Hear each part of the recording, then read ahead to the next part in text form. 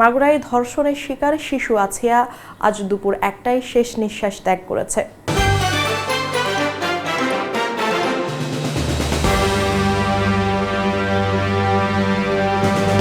দর্শক, জানিয়ে দিচ্ছি নিউজ আপডেট। মাগুরায় ধর্ষণের শিকার শিশু আছিয়া আজ দুপুর 1টায় শেষ নিঃশ্বাস ত্যাগ করেছে। সম্মিলিত সামরিক হাসপাতালের নিউরোলজি বিভাগের প্রধান এ তথ্য নিশ্চিত করে।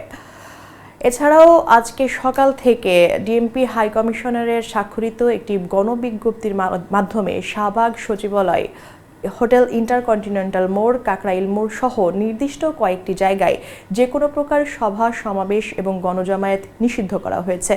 এবং ডিএমপি কমিশনার যে বিজ্ঞপ্তি দিয়েছেন তাতে আসলে লেখা রয়েছে যে ডিএমপির 29 ধারায় অর্পিত ক্ষমতা বলে পরবর্তী নির্দেশ না দেওয়া পর্যন্ত এই অধ্যাদেশটি কিন্তু জারি থাকবে। এছাড়াও আজ সকাল থেকে স্ট্যান্ড ফর এনআইডি শিরোনামে নির্বাচন কমিশনের সামনে সকাল থেকেই নির্বাচন কমিশনের সকল কর্মকর্তারা কিন্তু মানববন্ধন করছেন।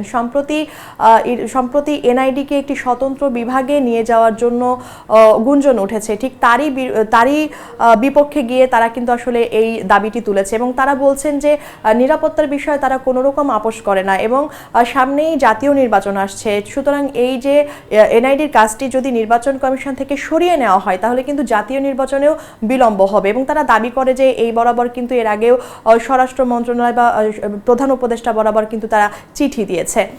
এছাড়াও সর্বশেষ গতকাল থেকে যে বিষয়টি আলোচনায় আছে সেটি হচ্ছে যে শুধুমাত্র রাজনৈতিক প্রতিহিংসার বশবর্তী হয়ে যাকে তাকে শাহবাগে ট্যাগ দেওয়া বন্ধ করতে হবে, এই শিরোনামে কিন্তু তথ্য সম্প্রচার উপদেষ্টা মাহফুজ আলম তার ভেরিফাইড ফেসবুক পেজে একটি পোস্ট করেন এবং সেখানে তিনি উল্লেখ করেন যে যেই সকল আসলে দলগুলো রয়েছে তারা কোনো যৌক্তিক আন্দোলন করলে বা কোনো বিষয় যদি সামনে নিয়ে আসে যে কোনো ধরনের তকমা আরোপ থেকে বিরত থাকতে হবে। তিনি নাহিদ ইসলামের বরাত দিয়ে যেই তথ্যটি দিয়েছেন সেটি হচ্ছে যে জামায়াতে ইসলাম নিয়ে তিনি মন্তব্য করেছেন। তিনি বলেছেন যে জামায়াতে ইসলাম 1971-এ মানবতা বিরোধী অপরাধের সাথে জড়িত থাকলেও 24-এর বিপ্লবে অংশগ্রহণ করার মাধ্যমে তারা কিন্তু সেটির কাফফারা দিয়েছেন। সেই দিক থেকে কিন্তু কোনো রাজনৈতিক দলের নির্বাচনে বা রাজনৈতিক অধিকার কেড়ে নেওয়ার ক্ষমতা কিন্তু অন্য কারো নেই। একই রকমভাবে এই শাহবাগে যারা আসলে 2013-তে আন্দোলন করেছিলেন তারাও কিন্তু 2024-এ এসে জুলাই বিপ্লবে অংশগ্রহণ করেছেন।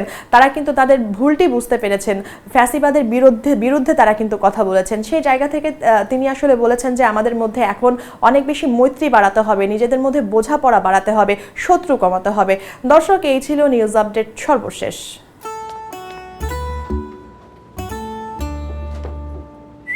এই ঈদে জুয়েলারি ক্লোদিং এ বিকাশ পেমেন্টে ডিসকাউন্ট।